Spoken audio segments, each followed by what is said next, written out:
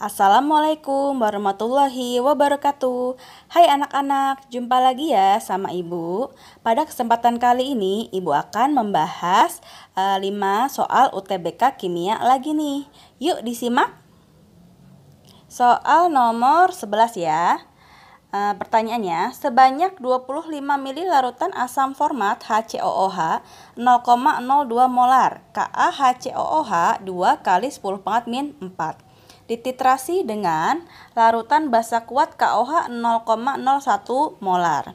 pH larutan pada titik ekivalen adalah, dilihat dulu di pertanyaannya, asam format memiliki Ka sekian ya, ini ya, 2 kali 10 pangkat min 4. Artinya asam format ini merupakan jenis asam lemah. Dititrasi dengan basa kuat yaitu KOH. Titik ekivalennya berapa? Gitu. Titik ekivalen itu dapat ditentukan dengan menggunakan suatu indikator yang harus berubah warna di sekitar titik tersebut. Berikut kurva titrasi asam lemah dan basa kuat. Nah, ini kurvanya ya. Ya, ini kurva hubungan pH dengan penambahan volume NaOH sedikit demi sedikit sampai nanti mencapai titik ekivalen. Nah, titik ekivalen itu terjadi saat mol H+ sama dengan mol OH-. Di sini H+ adalah asam lemahnya ya. Nah, OH- dari basa kuat. Saat mol H+ sama dengan mol OH- di mana basa kuatnya ini lebih dominan. Artinya, kalau yang namanya basanya lebih dominan, pastinya pH-nya juga sesuai dengan pH basa ya. pH basa kan kita tahu bahwa lebih dari 7. Oleh karena itu, saat mol H+ sama dengan mol OH- di mana OH-nya ini dari basa kuat, pastinya pH atau titik ekivalen saat titrasi ini yaitu lebih dari 7 karena yang dominan adalah basa kuat begitu. Jadi jawabannya yang C, lebih besar dari 7. Lalu nomor 12. Freon merupakan kelompok senyawa klorofluorometana atau CFM yang bila bocor ke udara dan terkena radiasi UV matahari dapat menyebabkan lepasnya atom klor dari senyawa ini.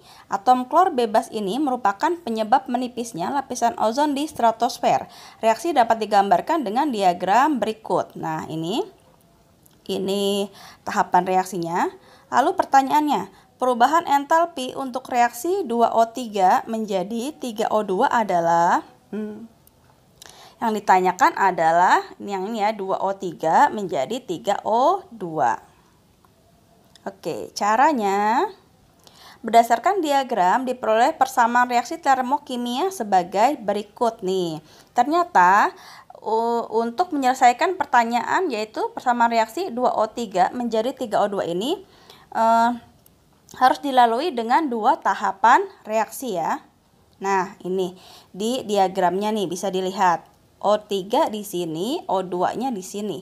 Nah, dari O3 ke O2 itu memerlukan 2 tahapan yaitu yang pertama 2O3 plus Cl menjadi ClO plus 2O2 plus O2. Setelah itu ada tahapan lagi ClO plus 2O2 plus O menjadi Cl plus 3O2 gitu. Ini yang disebut sebagai hukum Hess yaitu tahapan reaksi. Nah, bisa dilihat 2O3. Pertanyaannya kan 2O3 ini si senyawanya berada di kiri panah. Otomatis dari reaksi yang atas nih, tahapan yang atas itu letakkan di sebelah kiri. 2O3 plus Cl menjadi ClO plus 2O2 plus O. Di mana delta H-nya ini ya sudah diketahui ya, min 126 kJ. Lalu 3O2-nya harus berada di sebelah kanan sehingga tahapan yang ini 3O2-nya diletakkan di kanan. Jadinya ClO plus 2O2 plus O menjadi Cl plus 3O2. Delta H-nya sudah diketahui di sini min 268 kJ.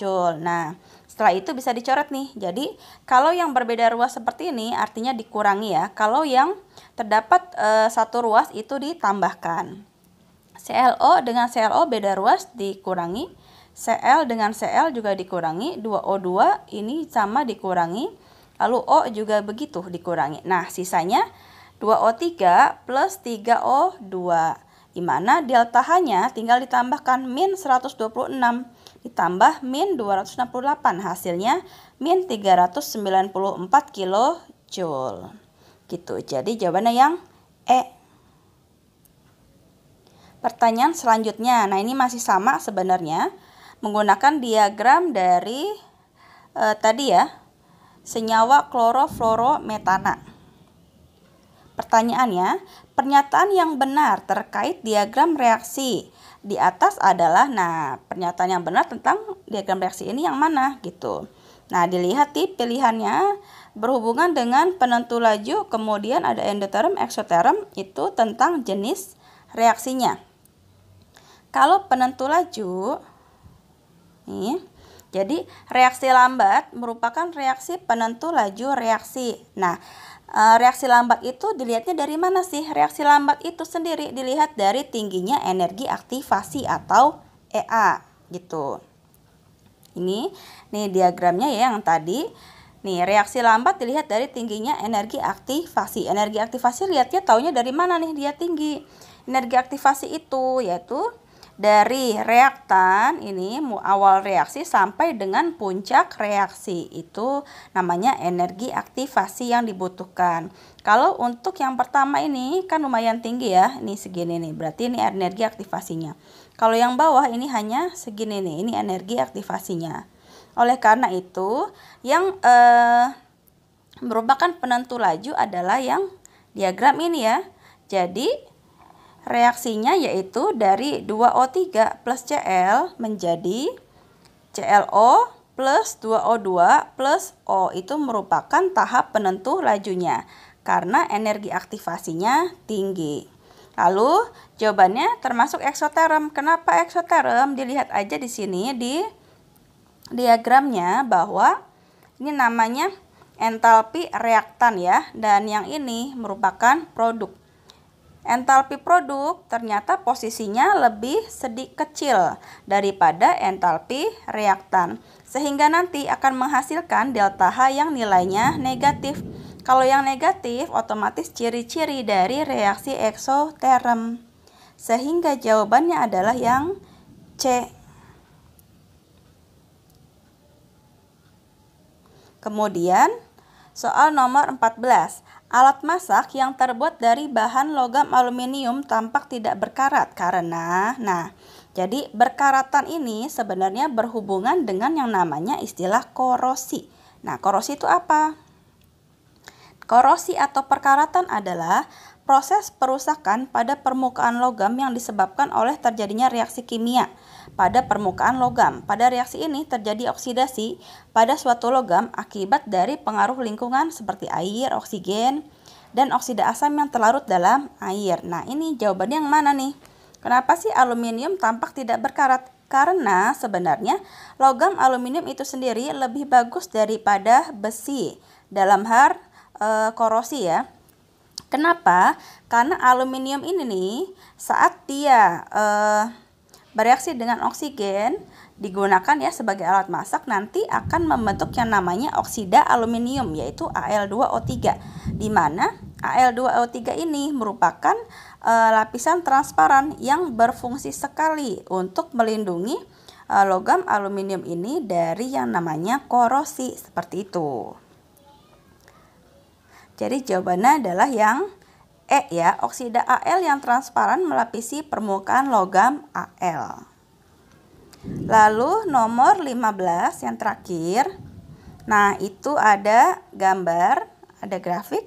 Pertanyaannya, pengukuran tekanan atau P suatu gas ideal sebagai fungsi volume atau V pada temperatur tetap dilakukan pada berbagai temperatur yang berbeda, yaitu T1, T2, T3, dan T4. Data yang didapat digambarkan dalam grafik di atas berdasarkan grafik tersebut. Maka kesimpulan yang tidak tepat adalah, nah, ini ternyata grafik ada tekanan, kemudian volume, lalu suhu ya, berhubungan dengan yang namanya persamaan gas ideal. Diingat-ingat lagi, persamaan gas ideal itu rumusnya aslinya adalah PV sama dengan nRT. Tetapi karena di sini kita hanya yang dipakai adalah tekanan, volume, kemudian suhu. Bisa juga persamaannya menjadi seperti ini. PV per T sama dengan konstanta, atau sama aja nih K sama dengan PV per T ya. Kalau dilihat dari hubungan ini, dari rumus ini, PV per T sama dengan konstanta. Seandainya T-nya ini dikalikan ke K, sehingga jadinya PV sama dengan T dikali K. PV sama dengan T artinya nilai PV ini sebanding dengan suhu. Kalau sebanding, maka jika tekanan dan volumenya besar, maka suhunya juga ikut besar gitu, karena sebanding ya. Oleh karena itu, dilihat di sini di grafiknya, didapatkan ini yang pertama T1, ini T2, ini T3, ini T4. Nah, dilihat di situ V tekanan sama V yang ini kan lebih besar daripada yang bawahnya, lagi.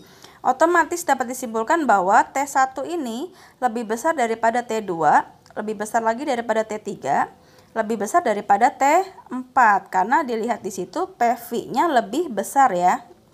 Ini kan dari fungsi ini ya, PV per T, artinya PV ini sebanding dengan T gitu. Jika PV-nya besar, maka suhunya juga besar. Oleh karena itu, yang kurang tepat adalah yang D, T4 lebih besar daripada T1. Harusnya kan T1 lebih besar daripada T4. Begitu. Nah, terima kasih sudah menyaksikan video ini. Sampai ketemu di video selanjutnya. Wassalamualaikum warahmatullahi wabarakatuh.